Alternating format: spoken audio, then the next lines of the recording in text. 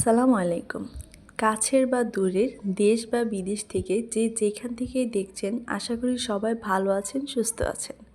আজকে আমি আপনাদেরকে বাসায় থাকা অল্প কিছু উপকরণ দিয়ে এবং মুরগির মাংস দিয়ে কিভাবে জালি কাবাব তৈরি করবেন সেটাই দেখাবো। মুরগির মাংস দিয়ে তৈরি করা হলেও এর টেস্ট একদম বিয়েবাড়ির জালি কাবাবের মতোই হয়। আশা করি আজকের ভিডিওটি আপনাদের ভালো লাগবে আর উপকারে আসবে। যদি ভিডিওটি ভালো লেগে থাকে তাহলে অবশ্যই লাইক, ফলো, শেয়ার দিয়ে পাশে থাকবেন। কাবাবটি তৈরি করার জন্য প্রথমে আমি একটি মিক্সিং বলে 1 কাপ মুরগির মাংস নিয়ে নেব। এই মাংসটি আমি চপারের সাহায্যে চপ করে নিয়েছি, আপনারা চাইলে ছুরির সাহায্যেও করে নিতে পারেন। তো এখানে 1 কাপ পরিমাণ মুরগির বুকের মাংস রয়েছে। তো তার সাথে অ্যাড করে দিব 1/2 কাপ পেঁয়াজ বেরেস্তা, 1/2 কাপ পেঁয়াজ কুচি আর স্বাদ মতো কিছু কাঁচামরিচ। আর এখানে আমি কিছু শুকনো উপকরণ নিয়ে নিয়েছি। এখানে আছে স্বাদ মতো লবণ, 1 চামচ মরিচের গুঁড়া, 1/2 চামচ হলুদের গুঁড়া, 1 চামচ জিরার গুঁড়া, 1 চামচ ধনিয়ার গুঁড়া, 2 চামচ কাবাব মশলা। তো কাবাব মশলাতে বাকি সব শুকনো উপকরণগুলো রয়েছে, যেমন জয়ফল, জয়ত্রী, এলাচ, দারচিনি। তো আমি তার জন্য ওগুলো এক্সট্রা করে আর দিইনি। তো তারপর অ্যাড করে দিব 2 চামচ টমেটো সস আর 2 চা চামচ সয়া সস। এগুলো অপশনাল, আপনাদের হাতের কাছে যদি থাকে তাহলে দিতে পারেন। আর তার সাথে দিয়ে দিলাম 1 চামচ লেবুর রস আর 1 চামচ ঘি। ঘিটা দিলে একটা সুন্দর ফ্লেভার আসে। আপনারা যদি চান তাহলে এখানে খাবার তেল বা সয়াবিন তেলটাও দিতে পারেন। তা আমি এখানে 1.5 চামচ আদা রসুন বাটা দিয়ে দিয়েছিলাম, কিন্তু এটি স্কিপ হয়ে গেছে, তো তার জন্য সরি, আপনারা দিয়ে নেবেন।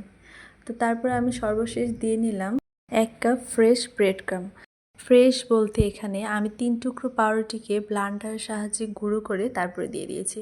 আপনারা যদি জুসি কাবাব খেতে চান তাহলে এভাবেই দিয়ে নেবেন, আর যদি ড্রাই কাবাব খেতে চান তাহলে ড্রাই ব্রেড ক্রাম্বসটা দিতে পারেন। তো আমি সবগুলো উপকরণকে হাতের সাহায্যে খুব ভালো করে মিক্স করে একটা সফট ডোয়ের মতো করে তৈরি করে নিচ্ছি। তো সবগুলো উপকরণ খুব ভালো করে মিক্স করা হয়ে গেলে আমি এখানে দিয়ে দিলাম 1/2 কাপ পরিমাণ মজারেলা চিজ। তো এই চিজটা দেওয়ার ট্রাই করবেন। এই চিজটা দিলে কাবাবটি খুব জুসি হবে প্লাস চিজি হবে, আর খেতে একদম বিয়েবাড়ির কাবাবের মতোই লাগবে। তো এবার এই উপকরণের সাথেও খুব ভালো করে মিক্স করে নিব। তো ভালো করে মিক্স করা হয়ে গেলে একটু একটু করে ডো নিয়ে আমি কাবাবের শেপ দিয়ে নেব। অবশ্যই কাবাবটা একটু পাতলা টাইপের করে নিতে হবে, তাহলে দেখতেও ভালো লাগবে, খেতেও ভালো লাগবে, আর খুব ভালো করে কুক হবে। তো আপনারা দেখতে পাচ্ছেন আমি কিভাবে কাবাবের শেপটা দিয়ে নিচ্ছি। তা আমি এইভাবে প্রত্যেকটি কাবাবই তৈরি করে নিয়েছি।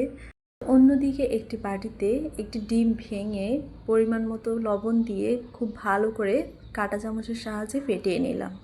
এবার একটি প্যানে পরিমাণ মতো তেল দিয়ে খুব ভালো করে গরম করে নিয়েছি। তেলটা গরম হয়ে আসলে আমি এর ভিতরে একটা একটা করে কাবাব দিয়ে দেব। এবার আপনারা ভাবছেন কী ব্যাপার, ডিমের ভিতরে চুবিয়ে কাবাব ভাজার কথা ছিল, অথবা ব্রেড ক্রামে গড়িয়ে তো কাবাব ভাজার কথা ছিল, এখানে তো সরাসরি কাবাব দিয়ে দিল। কিন্তু হ্যাঁ, বিয়ে বাড়িতে এভাবেই কাবাবকে আগে ভেজে নেয়, তারপরে এটাকে ডিমে চুবিয়ে আবারও ভাজে, তাই কাবাবের টেস্টটা এত ভালো হয়। আজকে আমি বিয়েবাড়ির ওই নিয়মটাই ফলো করব। আপনারা যদি চান যে এই নিয়মটা ফলো করবেন না, ডিমে চুবিয়ে সরাসরি ভেজে নেবেন, তাহলেও পারবেন, কিন্তু এভাবে করলে খুব ভালো টেস্ট আসবে আর ভিতরটাও খুব ভালোভাবে কুক হয়ে যাবে। তা আমি এভাবে প্রত্যেকটি কাবাব একবার করে ভেজে নেব, তারপর এগুলোকে আবার ডিমে চুবিয়ে তারপর আবারও ভাজবো। প্রথমবার ভাজার ক্ষেত্রে কাবাবটি ভালো করে কুক হয়ে গিয়েছে। তো এই পর্যায়ে দেখার সৌন্দর্যের জন্য ডিমটাকে দিয়ে চুবিয়ে ভাজা হচ্ছে। তো এই পর্যায়ে অনেকক্ষণ না ভাজলেও হবে। তা আমি এইভাবে প্রত্যেকটি কাবাব ভেজে তুলে পরিবেশন করে নিয়েছি।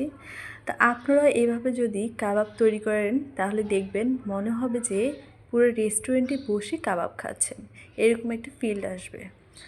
তো আজকের ভিডিওটি যদি আপনাদের ভালো লেগে থাকে তাহলে অবশ্যই কমেন্ট করে জানাবেন। সহজ ও মজার রেসিপি পেতে লাইক, ফলো, শেয়ার দিয়ে পাশে থাকবেন আর ইউটিউব চ্যানেল থেকে দেখলে সাবস্ক্রাইব করে বেল বাটনটি অন করে দেবেন।